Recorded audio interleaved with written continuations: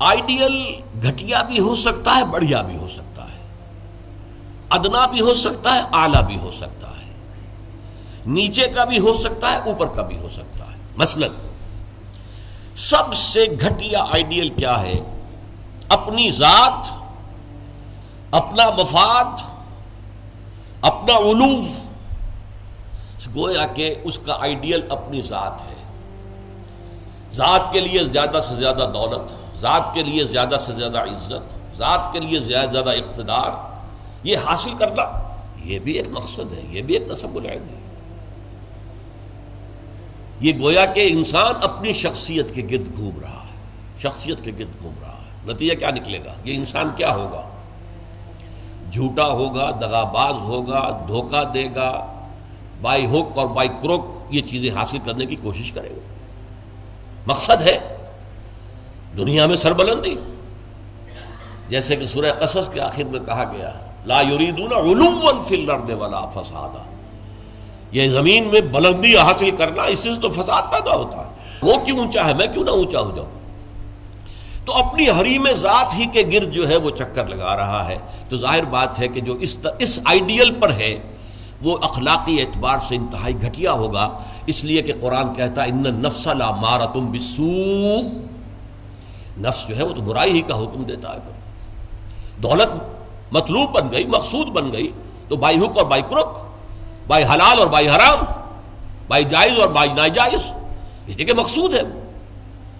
لہذا گھٹیا ترین آئیڈیل ہے انسان کا اپنا نفس، گھٹیا ترین، اور اس سے پست ترین اخلاق، رذائل اخلاق اس سے وجود میں آئیں گے۔ اس سے ذرا بلند تر سطح پر، جسے ہم کہتے ہیں قوم پرستی، وطن پرستی۔ If a person is a really nationalist person، اب نیشن، آج کل تو آپ کو معلوم ہے نیشن سٹیٹس کا تصور ہے، وطن بھی نیشن کی اور بنیاد پر بنتا ہے۔ تو نیشنلزم قوم پرست، پہلا آدمی کون تھا؟ خود پرست، وہ پرستش کر رہا تھا اپنی، خود پرست، سیلف سینٹرڈ، اس کا مطلوب و مقصود اپنی بلندی، اپنی دولت۔ لیکن یہاں اس سے ذرا بلندتر ہو گیا معاملہ، میں اپنی قوم کے لیے محنت کروں گا، قوم کی سربلندی کے لیے، قوم کی آزادی کے لیے، قوم کی عزت کو برقرار رکھنے کے لیے، اپنے وطن کے لیے کٹ بھروں گا، اپنے وطن کی آزادی کے لیے قربانیاں دوں گا۔ ایک بہتر کردار وجود میں آئے گا کہ نہیں؟ یہ شخص جو ہے اپنی قوم سے کبھی جھوٹ نہیں بولے گا، باقی دنیا سے بولے گا۔ آپ کو معلوم ہونا چاہیے ویسٹرن مورالٹی کیا ہے۔ اپنے ہاں وہ ایک بلی کے اوپر بھی ظلم ہوتا نہیں دیکھ سکتے، کسی کتے کے اوپر ظلم ہوتا نہیں دیکھ سکتے، لیکن دوسری قوموں کو ہلاک کرتے ہیں، اور وہ سمجھتے ہیں کہ ویپنز آف ماس ڈسٹرکشن ہمارا حق ہے، ہمارے پاس تو ہے، کسی اور کو نہیں ہم اچیو کرنے دیں گے۔ یہ مورالٹی ان کی، وہ اپنی قوم کے لیے ہے، کوئی جھوٹ نہیں بولے گا، دھوکہ نہیں دے گا، غداری نہیں کرے گا، اپنی قوم، اپنے وطن سے سچے ہیں۔ لیکن اس کے باہر نہ ان کی محبت ہے، وہ اپنے ہاں تو کہیں گے لو دائی نیبر ایز دائی سیلف، لیکن بقیہ قوموں کے ساتھ ان سے بڑا ظالم کوئی نہیں، انٹرنیشنل لیول پر آ کر ان سے بڑا جھوٹا، ان سے زیادہ فریبی، ان سے زیادہ دغاباز، ان سے زیادہ دھوکے دینے والا کوئی نہیں۔ لیکن پھر بھی کم سے کم اس شخص سے تو بہتر ہوا جو شخص اپنی ذات ہی کے اوپر سینٹرڈ ہے، خود پرست ہے، نفس پرست ہے۔ اس سے یقیناً ایک بلند تر آئیڈیل ہے وطن پرستی، قوم پرستی۔ یہ قوم پرستی اگر ہے تو ایسا تو نہیں ہوگا کہ قوم کے لیے ہتھیار خریدنے گئے تھے تو زبردست رشوت لے کر گھٹیا ہتھیار خرید لیا، یہ نہیں کرے گا وہ کبھی۔ ہمارے ہاں یہ بھی ہوتا ہے، اس لیے کہ ہمارے ہاں قوم پرستی ہے ہی نہیں، وطن پرستی ہے ہی نہیں۔ اس حوالے سے اب حالانکہ آپ کو معلوم ہے کہ ہتھیار جو ہے زندگی اور موت کا مسئلہ ہے، جب جنگ ہو رہی ہے اور کریٹ کھولا گیا، معلوم ہوا یہ تو استعمال کے قابل ہی نہیں ہے یہ ہتھیار جو ہے، کیا ہوگا اس وقت؟ عین موقع پر محاذ میں وہ کھولا گیا ہے باکس، اور معلوم ہوا کہ یہاں تو کچھ اور رکھا ہوا۔ لیکن لوگ ہیں جو رشوتوں کے لیے، کک بیکس کے لیے، جو بھی وہ ان کے کمیشنز ہیں، وہ گھٹیا مال لیتے ہیں، دومی مال جسے آپ کہتے ہیں۔ تو وطن پرستی یا قوم پرستی ایک نسبتاً ہائر آئیڈیل ہے، اس سے اوپر ایک اور ہے۔ یہ جو حضرات تھوڑا بہت بھی فلسفے سے شغف رکھتے ہیں ان کو معلوم ہے، ہیومنزم، انسان دوستی، یہ جیسے ٹالسٹائے تھا، بہت بڑا ادیب تھا روس کا، وہ ہیومنزم کا قائل تھا، انسان سے دوستی ہونی چاہیے، انسان محبوب ہونا چاہیے، تمام انسان سے محبت کریں، ہیومن بینگ ایز ہیومنس، چھوڑ دیں کہ وہ ہمارے ملک کا رہنے والا ہے یا نہیں ہے، ہیومن بینگ ہے، بھول جائیں اس کو کہ وہ ہماری قوم سے اور نسل سے ہے یا نہیں ہے، ہیومن بینگ، ہیومنزم یہ ہائیسٹ فلسفی ہے۔ لیکن آپ جو سوچ لیجئے کہ اول تو یہ کہ اس تک پہنچنا بڑا مشکل، اپنی قومیتوں کے حدود سے، وطنیتوں کے حدود سے، اپنے ذاتی مقاصد اور ذاتی جو بھی مفادات ہیں ان سے بلندتر ہو کر واقعتاً ہیومنسٹ ہونا آسان کام نہیں ہے۔ لیکن ہیومنسٹ جو ہے اس کے اندر بھی انسان کی محبت تو آ جائے گی، انسان مطلوب ہو جائے گا اس کا، اور اس اعتبار سے وہ قوم پرست اور وطن پرست سے برتر ایک شخصیت ہوگی۔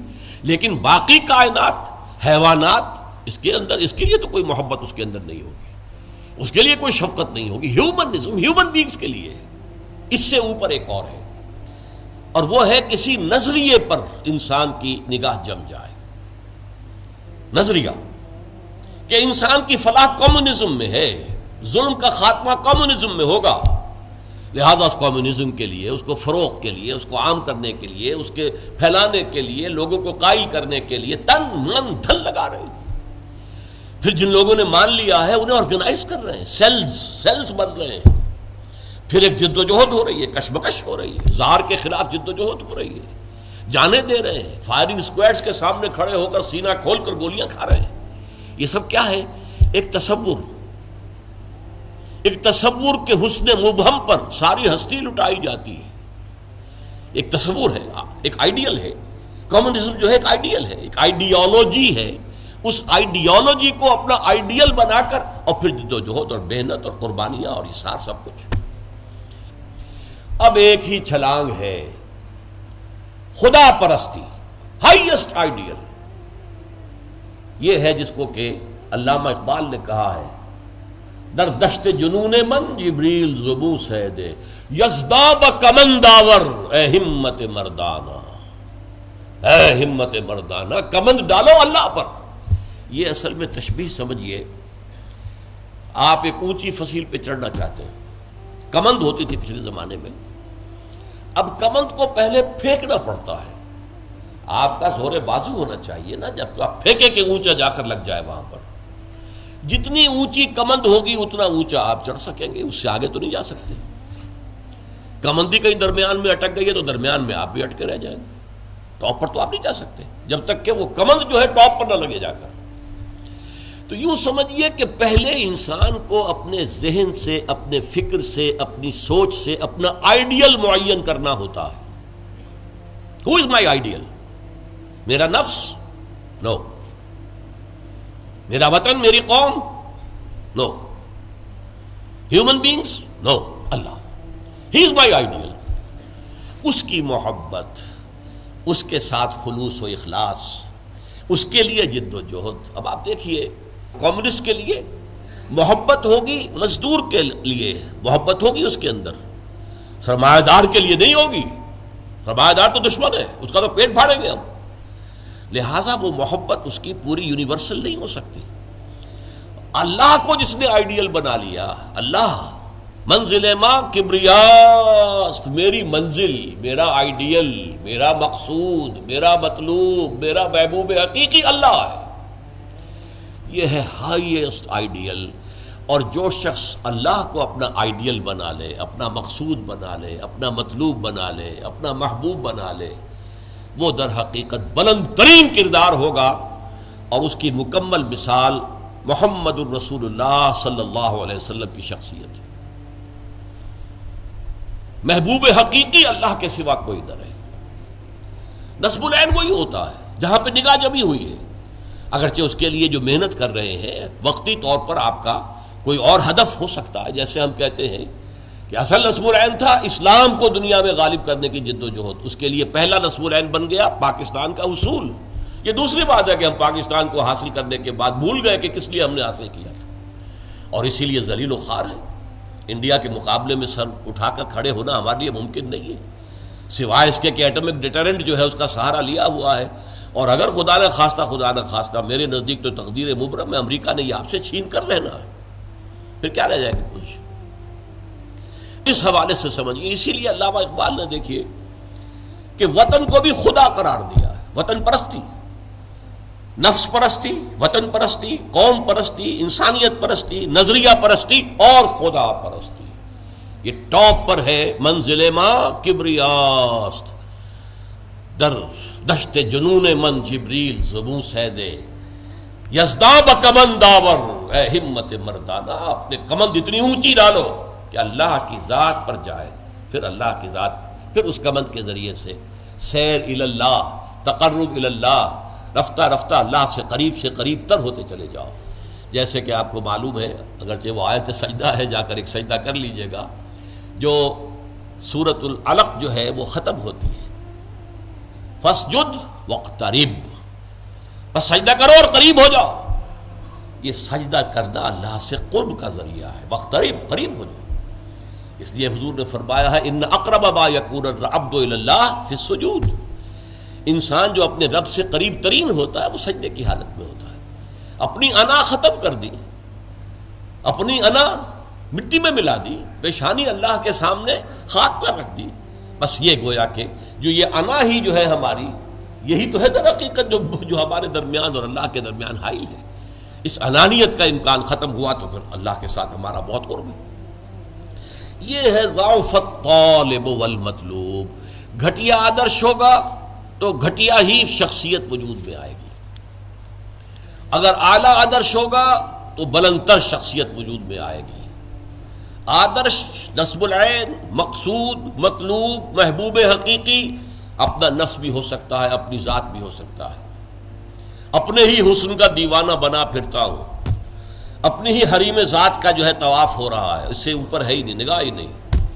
اس سے ذرا اوپر ہوئے وطن پرست، قوم پرست، اس سے ذرا اوپر ہوئے انسان پرست، انسان دوست، اس سے ذرا اوپر ہوئے ایک نظریہ، تصور، ایک تصور کے حسن مبہم پر کیسے ہستی لٹائی جاتی ہے، زندگی ترک آرزو کے بعد کیسے سانسوں میں ڈھالی جاتی ہے. ترک آرزو، یہ آرزو وہی ہے نصب العین. میں نے شروع میں کیا عرض کیا تھا، جس شخص کا کوئی نصب العین ہے ہی نہیں وہ تو حیوان ہے. کم سے کم وہ شخص بھی جس نے اپنے نفس کو اپنا نصب العین اور مطلوب بنایا، وہ بھی انسان تو ہے، گھٹیا ہے، بہت گھٹیا انسان ہے، لیکن وہ حیوان نہیں ہے. جس شخص کا کوئی نصب العین ہے ہی نہیں وہ تو پیور انسٹنکٹس کی بنیاد پر زندہ ہے. قرآن مجید میں سورہ ملک میں کہا گیا ہے افمن یمشی مکبا علی وجہہ اہدی امن یمشی سویا علی صراط مستقیم. ایک شخص اوندے منہ اپنے پیٹ کے بل جو ہے گھسٹ رہا ہے، اسے کیا نظر آئے گا منزل کہاں ہے، جانا کدھر ہے. ہم اپنے بطن اور فرج کے تقاضوں کی بنیاد پر زندہ ہیں. انسٹنکٹس ہے، جو اینیمل انسٹنکٹس ہے، پیٹ کھانے کو مانگتا ہے، اور ہمارے اندر پروکریشن کے لیے، نسل کو بڑھانے کے لیے جنس کا، شہوت کا جذبہ رکھ دیا گیا، اسی کے لیے اندر زندگی لگا رکھے. اس میں بھی کوئی امنگ نہیں ہے، اس میں بھی کوئی اونچے اٹھنے کی خواہش نہیں ہے. بس میں کہا کرتا ہوں وہ زندگی نہیں گزارتے، زندگی انہیں گزارتی ہے، زندگی انہیں گزارتی ہے. لیکن یہ کہ وہ زندگی گزارنا، وہ تو یہ ہے کہ آپ کا کوئی نہ کوئی نصب العین، کوئی آئیڈیل، کوئی ہائر جو آپ کا ایک مقصود و مطلوب ہو.